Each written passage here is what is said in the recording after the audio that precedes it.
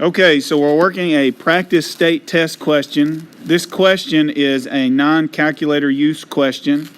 It says on the problem, 7 points are plotted on the graph. So you've got 1, 2, 3, 4, 5, 6, 7. Which of the plotted points on the graph represent zeros of the function? Now, let's remind ourselves that zeros are the same as solutions, okay? They're also the same as x-intercepts. All right, because zeros are x-intercepts, f cannot be a zero because it's not on the x-axis. C cannot be a zero because it's not on the x-axis. And g cannot be a zero because it's not on the x-axis. Zeros of a function are x-intercepts. So the only four options are E, D, A, and B. Okay, so you need to write that down. Zeros of the function have to be on the x-axis. They must be x-intercepts. Okay, now the way we find the zeros in this case is we take our function, this one right here, and we set it equal to 0. So I'm going to write x squared plus 2x minus 8 times x minus 6, and I'm going to set that whole thing equal to 0. All right, now in order for me to know the zeros of the function, I need to factor this right here, x squared plus 2x minus 8. To factor it, it's in quadratic form. Recognize that it goes x squared, and then x, and then a number without a variable. So it's in quadratic form. So what times what gives me x squared? X times x. And now I need to write my factors of 8. 1 times 8. 2 times 4. All right, now you can see that 4 minus 2 will give you 2. So let's try that. Plus 4 minus 2. Now let's check it.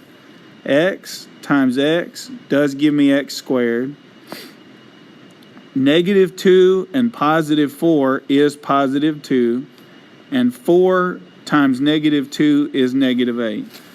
Okay, so we factored it correct. Let's go ahead and multiply it by the x minus 6 right here, equals 0. So I just brought that down. Now, in order for me to finish this up, I need to take each term, x plus 4, x minus 2, and x minus 6, and I need to set them equal to 0 and solve. So I have x plus 4 equals 0, x minus 2 equals 0, and x minus 6 equals 0. Notice, I took x plus 4 and I set it equal to 0 right here. And I took x minus 2 and I set it equal to 0 right here. And I took x minus 6 and I set it equal to 0 right there. Now I just need to solve each of those. So I'm going to subtract 4 on both sides. And so I have x equals negative 4.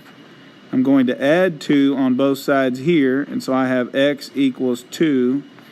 And on this last one, I'm going to add 6 on both sides, so I have x equals 6. So those are the three zeros of my function, negative 4, 2, and 6. And so the choices that I'm choosing are negative 4, which is D, 2, which is A, and 6, which is B. Okay, now it says select all that apply. So A, right here, 2. Okay, that's the point 2, 0. So A is an answer choice. B is an answer choice because there's B. Okay, and D is an answer choice. There's D right there. So those are the three that apply. In other words, there's more than one answer to this question.